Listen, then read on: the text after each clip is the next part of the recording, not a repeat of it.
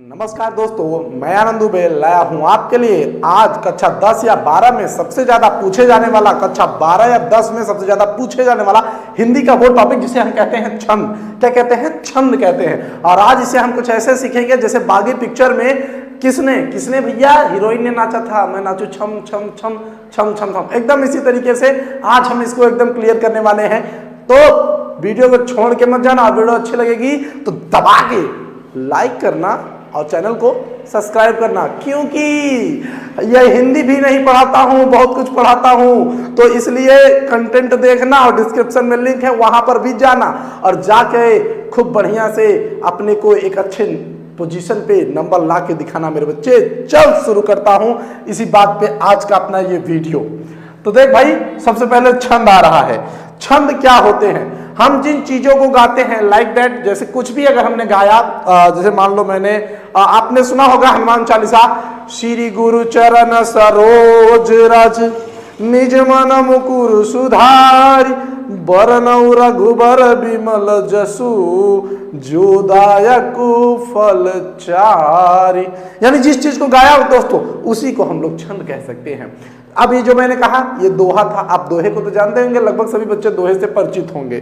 ठीक इसी तरीके से जितने भी चीज हम गाते हैं वो अलग अलग टाइप के होते हैं। जैसे सवैया आप गाते हैं तो सवैया देखिए, जो आप देखते हैं, मानुष हो तो वही रस खानी बसो ब्रज गो कुल के गवारन। तो सवैये का राग ऐसे होता है। दोहा का मैंने अभी सुना। इसी तरीके से चौपाई का अलग होता है। जैसे महावीर विनमऊ हनुमाना राम जासु जस आप बखाना। तो ये चौपाई थी। तो इस तरीके से हर चीज का लय अलग होता है, गाने का तरीके अलग होते हैं, तो उस आधार पे हम छंदों को बांटते हैं। सबसे पहले हम समझेंगे चरण क्या होते हैं। चरण यानी जैसे कि आप लोग नॉर्मल भाषा में पैर जानते हैं, तो आप समझने का प्रयास करिए कि हिंदी में हम लेयर को चरण कहते हैं, लेयर्स को भी चरण कहते हैं। क्या कहते हैं? चरण कहते हैं। तो जैसे मैंने कहा कि मैं वहां पर जाकर सेब खाता हूं, तो वहां पर जाने तक एक चरण और सेब खाना दूसरा चरण। यानी एक, अगर मैं बात कहूं कि जैसे मैंने कुछ लिख दिया कि रमेश जाता है फिर लौटकर आता है। ठीक दोस्तों, तो रमेश जाता है फिर लौटकर आता है, इसे हम कहते हैं तुक। क्या कहते हैं? तुक। यानी जब लास्ट के अक्षर मिलते रहते हैं तो इन्हें हम क्या कहते हैं? तुक। जैसे आप देख लीजिए, पवन तनय संकट हरन मंगल मूर्ति रूप राम लखन सीता सहित हृदय बसहु सुरभूप। तो पवन तनय संकट हरन मंगल मूर्ति रूप, लास्ट वर्ड रूप को पकड़िए, और लास्ट में रूप के बाद ध्यान से सुनिए, लास्ट में राम लखन सीता सहित, क्या? राम लखन सीता सहित हृदय बसहु सुरभूप। रूप भूप, इसी को हम लोग तुक कहते हैं। क्या कहते हैं? तुक कहते हैं दोस्तों। आगे देखते हैं। चरण आप समझ चुके हैं कि एक के बाद जब दूसरा का लाइन आता है तो इसी को हम क्या कहते हैं? चरण। ठीक, तो आप चरण समझ चुके हैं। वर्ण क्या होते हैं? वर्ण यानी अक्षर, आप सबको पता है। इसमें मात्राएं चलती हैं। मात्राएं क्या होती हैं? मात्राओं को गिनते हैं, और आप जानते हैं कि मात्राएं ही हमें सीखनी है।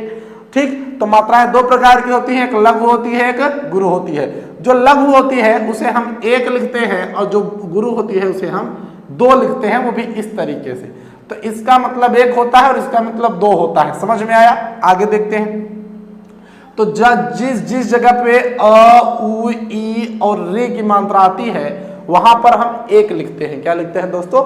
एक लिखते हैं। और बाकी सभी जगह पे अगर कहीं पे आपका आ, ई, उ, ए, ओ, ए और अनुस्वार हो, यानी अंक का और ये अह का मात्रा आएगा, तो वहां पे हम क्या जोड़ेंगे? दो लिखेंगे। ठीक, अब अगला लाइन कि छंद के प्रकार कितने हैं, तो देखिए ये देखिए यहां पर एक ट्रिक है दोस्तों। छंद यानी छंद के अंदर गण होते हैं। गण क्या होते हैं? तो गण ऐसे होते हैं दोस्तों, जैसे किन्हीं तीन चीजों का जब समूह बनता है, जैसे मान लीजिए कि मैंने लिख दिया कि रमेश, मैंने लिख दिया रमेश, तो यहाँ पे एक होगा क्योंकि यहाँ पे केवल अ का मात्रा है, म में ए का मात्रा है, किसका है भैया, ए का है, तो यहाँ पर दो हो गया और यहाँ पे एक ए। तो इसी तरीके से जब तीन जो है मात्राओं के समूह को क्या कहा जाता है, गण कहा जाता है। तो गण जो है हमारे देख लीजिए इतने प्रकार के हैं, 1 2 3 4 5 6 7 8 9 10, तो ये ऐसे प्रकार से हैं। तो ऐसे जैसे होता है कि अब आपका यमण तमण रगण जगण भगण नगण सगण, तो इस तरीके से होता है। इसका जो ये ट्रिक है मैं आपको यहाँ पे दिखा दूं कि ये तो आपके किताब में दिया हुआ है, जो मैंने ट्रिक बनाया है वो ये है, ये माता राजभानु से लूंगा, क्या है, ये माता राजभानु से लूंगा। यानी दोस्तों आपका जो दोस्तों 8 होते हैं और ये लूंगा आपको नहीं ध्यान देना है। तो यमण मगण तगण रगण जगण भगण नगण सगण, ये आपके जो है 8 गण होते हैं। ठीक, आगे चलते हैं। गुरु आपने समझ ही लिया है कि गुरु मात्राएं क्या होती हैं। अब देखिए छंद के प्रकार क्या होते हैं। तो छंद के 3 प्रकार हैं, एक सममात्रिक, एक अर्ध सममात्रिक और एक विषम मात्रिक। इसी में कुंडलियां आता है दोस्तों, इसी में कुंडलियां आता है, जब एक दोहा और एक रोला मिल जाए। ठीक, तो देखिए अब इधर देखिए मैंने एक और ट्रिक लिख के रखा है, ये क्या है, समान चारों आधे दसों। दसों यानी एक पंजाबी वर्ड आता है, पंजाबी में दसों या 10 मतलब कहते हैं ना कि तुसी दसो यानी तुम कहो, तो दसना यानी कहना होता है। तो यहाँ पे देखिए समान चारों आधे दसों, समान का मतलब सममात्रिक छंद, क्या, समान का मतलब है सममात्रिक छंद। क्या सममात्रिक छंद कौन कौन होते हैं दोस्तों, तो चा यानी चौपाई, कौन दोस्तों, चौपाई, रो का मतलब रोला और चौपाई, रोला और चौपाई क्या होते हैं हमारे भैया सममात्रिक छंद होते हैं। आधे दसों, आधे यानी अर्ध सममात्रिक छंद कौन होते हैं, तो अर्ध सममात्रिक छंद कौन होता है बच्चा, देखिए दोबारा, अर्ध सममात्रिक छंद क्या होता है, दसों यानी दोहा होता है, और कौन होता है, सोरठा, कौन होता है, दोहा होता है और सोरठा। एक बार फिर से ट्रिक है, समान चारों आधे दसों यानी सममात्रिक छंद चौपाई और रोला होगा, और अर्ध सममात्रिक छंद दोहा और सोरठा होगा। ठीक दोस्तों, इतना समझ में आया। अब हम चलते हैं, सबसे पहले देखिए जो कि हम इसके अंदर यही देखेंगे कि हमारे जो चौपाई, रोला और यहाँ पे दोहा और सोरठा, यही मैं बार बार कह रहा हूं कि अगर आपने कक्षा 10 और 12 वालों इसको पढ़ लिया तो आप बेहतर कर सकेंगे, और कक्षा 12 वालों आप चारों पढ़ेंगे क्योंकि आपके अंदर आपके सिलेबस में चारों है, लेकिन कक्षा 10 वालों के सिलेबस में केवल आपका सोरठा है और रोला है, सोरठा है और रोला है बच्चों। तो इसको भूलना मत, इसको छोड़ना मत। ठीक, आगे चलते हैं, बस देखते हैं। अब हम जय हनुमान ज्ञान गुण सागर आपके सामने लिखा हुआ है चौपाइयाँ और दोहे। तो हम चौपाइयाँ और दोहे दोनों देख रहे हैं क्योंकि जो इसके कक्षा 12 के अंदर ये दोनों एक साथ आ सकते हैं, इस वजह से हम जो है इन्हें ही देख रहे हैं। ठीक, बात को समझिएगा। अब मैं आपको चौपाई का जो है डेफिनेशन बता दे रहा हूँ और आप इसको सुन लीजिए। जैसा कि आपके व्हाइट बोर्ड पे लिखा हुआ आ रहा है कि चौपाई सममात्रिक छंद है, इसमें 4 चरण होते हैं और प्रत्येक चरण में 16 मात्राएं होती हैं।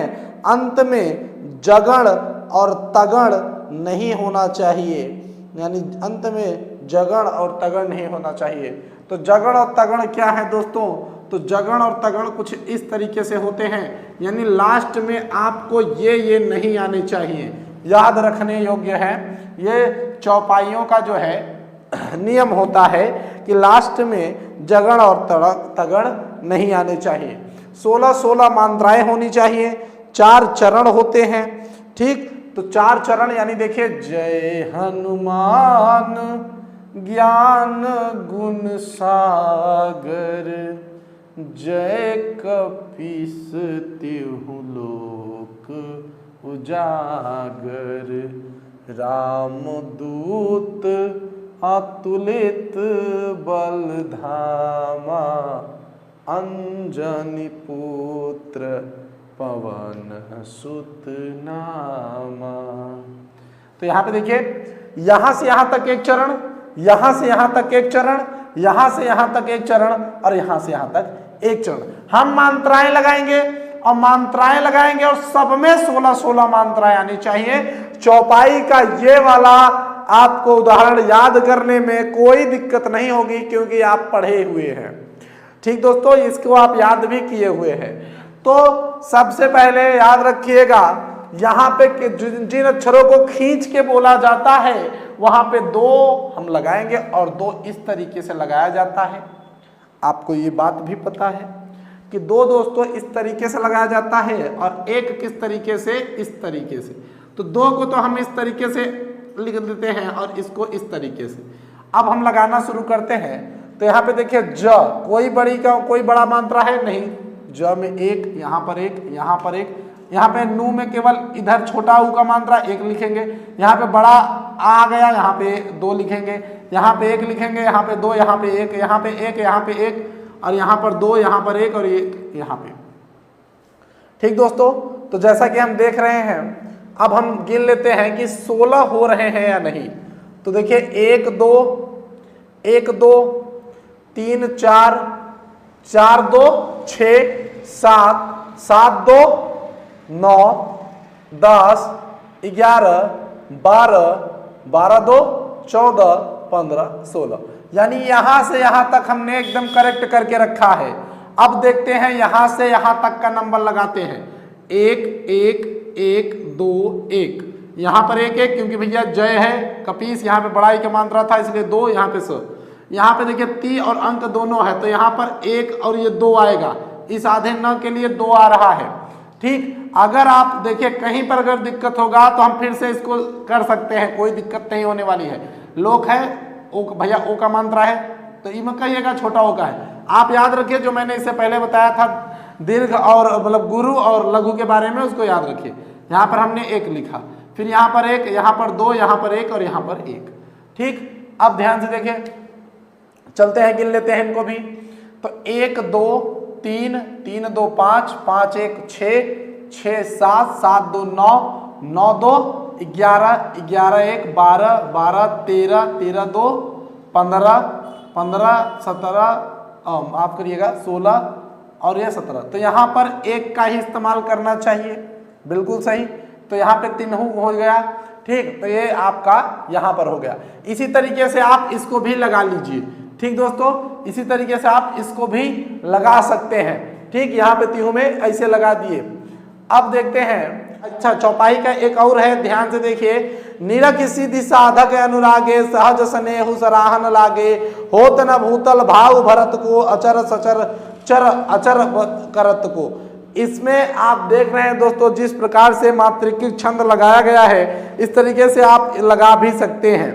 ठीक दोस्तों, अब देखिए दोहे का अगर हम देखें तो यह एक अर्ध सममात्रिक छंद है। इसमें 4 चरण होते हैं। इसके पहले और तीसरे चरण में 13-13 मात्राएं तथा दूसरे और चौथे चरण में 11 मात्राएं होते हैं। इसमें विषम चरणों के आदि में जगण नहीं होना चाहिए तथा सम चरणों के अंत में गुरु नहीं होना चाहिए, यानी अंत में गुरु के लिए जगह नहीं दिया हुआ है।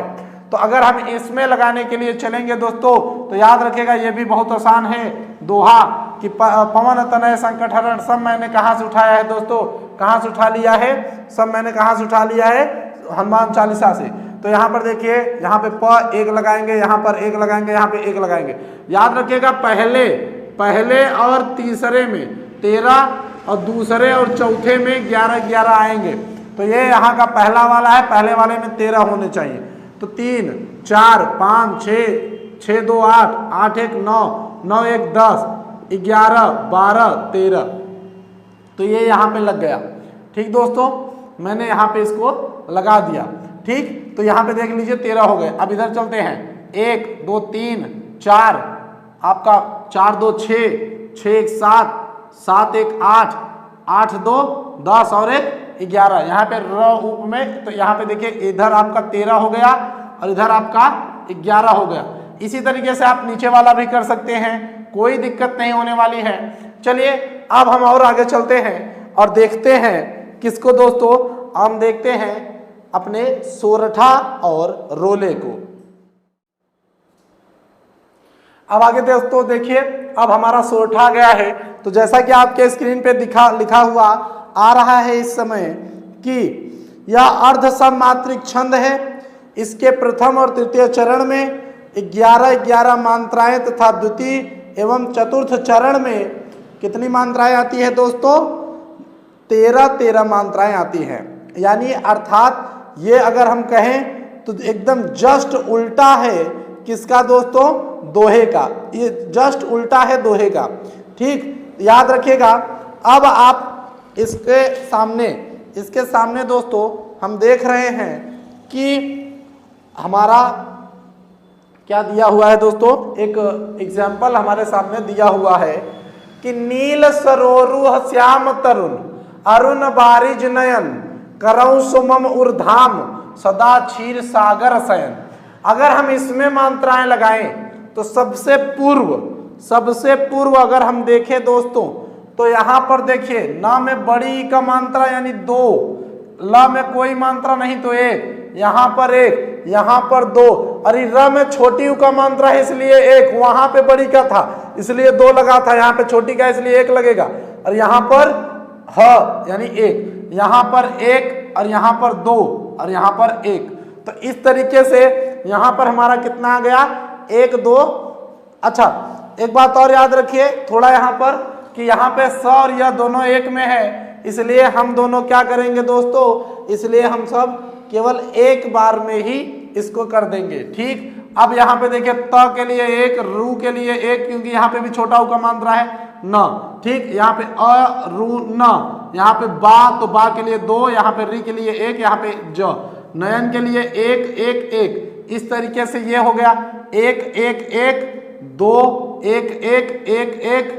देख लीजिए यहाँ पे शायद बड़ा वाला उर है क्या, 1 मिनट, उर्धाम, हाँ चलिए सही है। और यहाँ पर 1 देख लीजिए, यहाँ पर अगर गिनना चाहिए तो हमें गिन भी सकते हैं कि 2 1 3 3 1 4 4 2 8 8 1 9 9 10 10, ठीक। इस तरीके से आपका बनता चला जाएगा। तो आप इसको बिल्कुल एकदम आसानी से गिन सकते हैं दोस्तों, एकदम आसानी से हम इसे गिन सकते हैं, ठीक। तो यहाँ पर देखिए तरुण इस तरीके से धाम हो गया, और सदा के लिए 1, यहाँ पे 2, यहाँ पर 2, यहाँ पर 1, यहाँ पर 2, यहाँ पे 1 1 और 1 1 1, यहाँ पे हो जाएगा। आप अगर देखना चाहें तो एकदम अच्छे से ये आपके समझ में आ गया होगा। अब आगे चलते हैं हम रोला की तरफ। तो रोला को थोड़ा बड़ा था दोस्तों इसलिए मैंने लिखा नहीं है, सीधे व्हाइट बोर्ड पे आपके आ रहा है कि यह एक सममात्रिक छंद है, इसमें 4 चरण होते हैं और प्रत्येक चरण में 24 मात्राएं होती हैं। 11 और 13 विमाओं पर यति होती है। तो दोस्तों यति क्या होती है, यति का मतलब होता है विराम। क्या होता है, विराम। जब हम कोई काम करते करते विराम लेते हैं तो उसे हम यति कहते हैं। अर्थात जब हम कोई चीज पढ़ते पढ़ते कहीं पर विराम लेंगे तो वहां पर हम क्या कहेंगे, यति। तो देखिए दोस्तों जो हमारा अब एग्जाम्पल है, को पापहि पंच तत्व प्राप्त सुनि जगमन धावत बनि बनि बावन वीर बढ़त चौचंद मचावत पैत किता की लोच त्रिपत के तट लावत 9 2 11 होत 3 5 बिसरावत। तो ये देखिए दोस्तों कोऊ के ऊपर ध्यान दीजिए, क के ऊपर एक है, यहाँ पे ऊ के ऊपर 1 है। इसी तरीके से आप देख रहे हैं दोस्तों आपके सामने पूरा एग्जाम्पल है। तो दोस्तों आज की वीडियो में बस इतना ही, हम मिलेंगे अगली वीडियो में, तब तक के लिए गुड बाय। और याद रखिएगा कक्षा 200 बार वालों, आज अगर आपने हमारी पूरी वीडियो देखी है तो लाइक और सब्सक्राइब करना बिल्कुल मत भूलिएगा। चलते हैं, मिलते हैं बाद में।